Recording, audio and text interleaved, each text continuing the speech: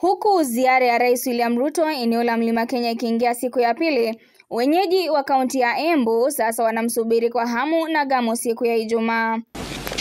Ikumbukwe kuwa mara ya mwisho Rais Ruto kutoa kaunti hiyo ilikuwa miezi 6 iliyopita, ambapo alihudhuria hafla ya kutawazwa kwa askofu mkuu wa jimbo la Embu Peter Kimani. Wakati huo rais alizomewa na wenyeji alipokuwa anatoa hotuba yake, ila sasa wakazi hawa wanashikilia kuwa wakati wa kuweka siasa kando na kuzingatia huduma umewadia. Sisi kama wanabiashara kwa wakati huu hatuko kwa mirengo, hatuko kwa mrengo wa huku, hatuko mrengo wa kule kwingine. So tunangoja president kama president of the Republic of Kenya.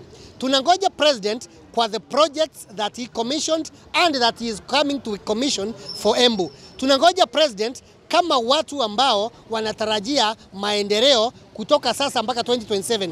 Tukingoja president tukiwa kwa mrengo fulani wa kisiasa, ama watu ambao maybe hawamtaki, sijui wengine tukue ni watu ambao tumepewa pesa kwa sababu ya siasa, ama kwa sababu ya kupiga kelele, ama kwa sababu ya kutomshangilia, basi sisi tutawachwa nyuma kimaendeleo. Kwa hivyo sisi tunataka kuambia president, mwanzo tunakupenda.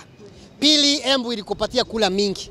Tatu, wewe ndio umebaki sasa kutuonyesha ile mambo unataka tusonge kutoka sasa mpaka 2027. Wakazi hao wakisema kuwa wanajitayarisha kumpokea Ruto katika eneo hilo, huku wakikiri kwamba ziara hiyo itakuwa na umuhimu mkubwa katika kuendeleza maendeleo ya kaunti hiyo, haswa katika ujenzi wa masoko, upanuzi wa barabara na miradi ya usambazaji wa maji eneo hilo. Embu tunakupenda sana. Tunajua tuko na miradi unataka kukuja kutumalishia na kutufungulia. Tuko na hii soko ya Embu hapa town na tunatarajia rais wetu unakuja ndio utufungulie hiyo soko ndio ikamilishe. Kuna maji ya barabara mingi, kuna miradi ya barabara na tunajua unaweka lami karibuni.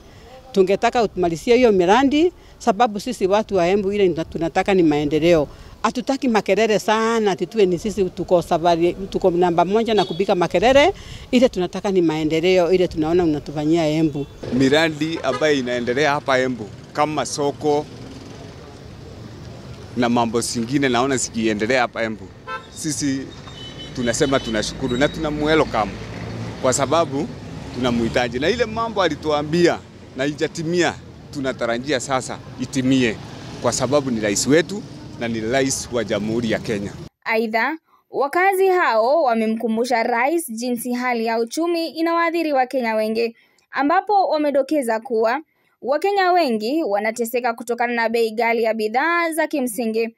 Pia wamezungumzia suala la ukosefu wa ajira kwa vijana na kumhimiza Rais Ruto kuangazia tatizo hilo kikamilifu. Me myself am a graduate, lakini sipati kazi, nauza karatasi to satisfy my needs.